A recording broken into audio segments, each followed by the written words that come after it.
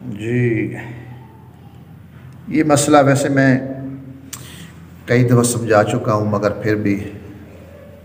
دوستوں کے سوال آتے رہتے ہیں اور آپ کو بھی اس کا پتہ چل جائے گا۔ ایک دوست نے لکھا کہ میری والدہ صاحبہ کی عمر تقریباً کوئی 65 سال سے اوپر ہے، میرے والد صاحب کا انتقال ہو گیا ہے، تو کیا میری والدہ اس عمر میں بھی عدت بیٹھیں گی؟ عدت میں یعنی وہ جو 4 مہینے اور 10 دن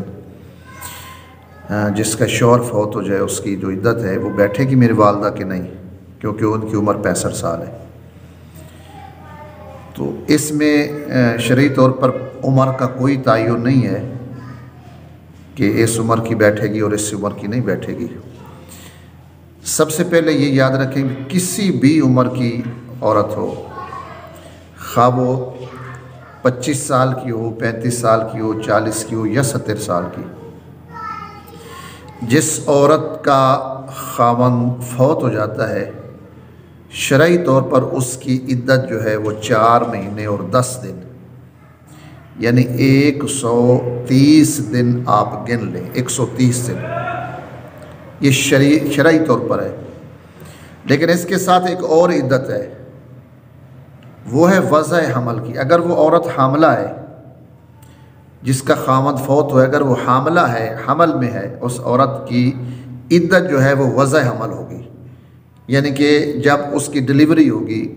بچہ جب پیدا ہوگا تو اس عورت کی عدت ختم ہو جائے گی، چاہے وہ 1 مہینے کی حاملہ ہے، 2 کی ہے، 3 کی ہے، 4 کی ہے، یا اس کو 8واں 9واں مہینہ ہے۔ اگر اس شوہر کے وفات کے وقت عورت کو 8 مہینے کا حمل ہے، 1 مہینے کے بعد اگر وضع حمل ہے یعنی بچہ پیدا ہو جاتا ہے تو اس عورت کی عدت وہی ختم ہو گئی۔ اور اگر وہ حاملہ نہیں ہے تو پھر چاہے کوئی بھی عمر ہو، کسی بھی عمر کی عورت ہے، وہ 25 سال کی ہے، وہ 40 سال کی ہے یا وہ 70 سال کی ہے، اگر اس کو حمل نہیں ہے تو پھر اس عورت کی عدت جو ہے وہ 4 مہینے اور 10 دن یہ پوری عدت کرے گی۔ وہ عمر کا تعین نہیں ہے کہ میری والدہ بوڑھی ہے،